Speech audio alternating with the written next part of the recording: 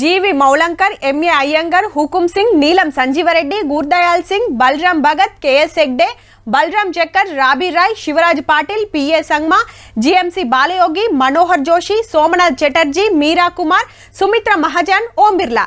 How మన పార్లమెంట్లో లోక్సభ స్పీకర్లు ఇల్లంతా గా సీటు కోసానికి అలా ఎలక్షన్లు పెడితే హిగో గిట్లయింది. 48 ఏళ్ల తర్వాత స్పీకర్ ఎలక్షన్ కాబట్టి అన్ని పార్టీలు అందరు ఎంపీలు వచ్చిండ్రు.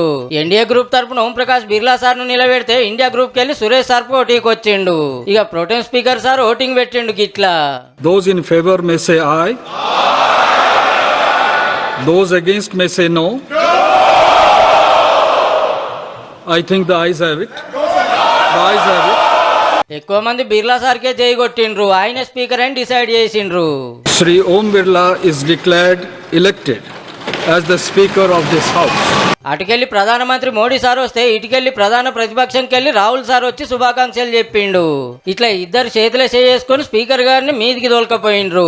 వరుసగా 2 మాటలు ఈ చైర్లకు వచ్చిన 5వ స్పీకరు రాజస్థాన్ కి వెళ్ళి గెలిచిండు.